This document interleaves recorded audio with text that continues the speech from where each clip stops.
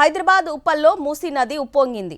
మూసీ ఒడ్డున 400 ఎకరాల్లో హెచ్ఎండిఏ అభివృద్ధి చేసిన ఉప్పల్ భగాయత్ హెచ్ఎండిఏ లేఅవుట్లోని వాకింగ్ ట్రాక్ అండ్ పార్కు మీదుగా వరద ఉధృతంగా ప్రవహిస్తోంది.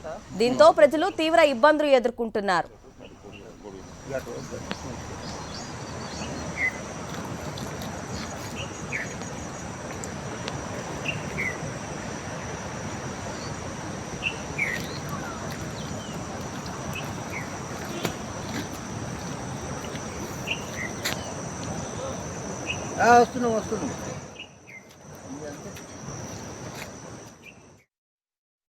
సంగారెడ్డి జిల్లా సింగూరు జలాశయానికి రికార్డు స్థాయిలో వరద ఉధృతి కొనసాగుతోంది.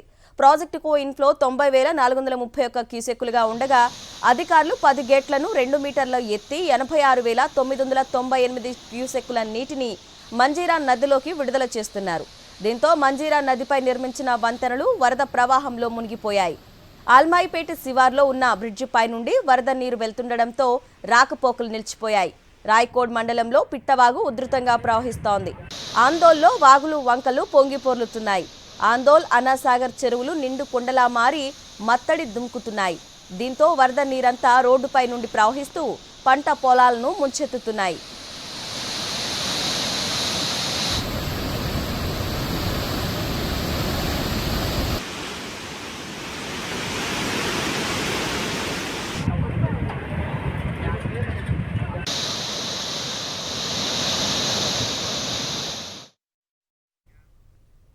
గత రాత్రి నుండి ఎడతెరిపి లేకుండా కురుస్తున్న వర్షానికి సిద్దిపేట జిల్లా జలమయమైంది.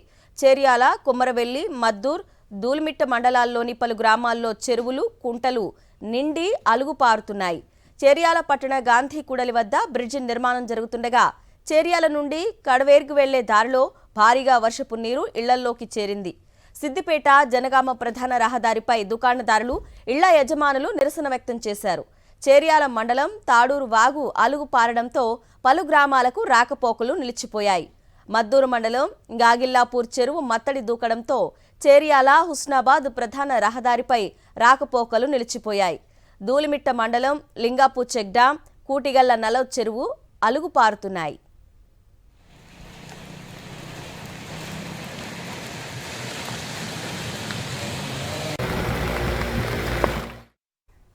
భద్రాద్రి కొత్తగూడెం జిల్లా పాల్వంచ మండలం కిన్నెరసాని జలాశయం నిండు కుండలా మారింది.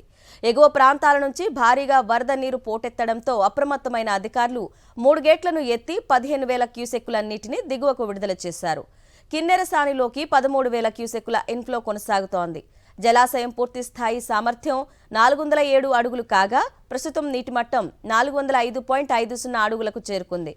పరివాహక ప్రాంతాలైన పలు గ్రామాలకు అధికారులు హెచ్చరికలు జారీ చేశారు. స్థానిక పోలీసులు, రెవెన్యూ అధికారులు పరిస్థితిని పర్యవేక్షిస్తున్నారు.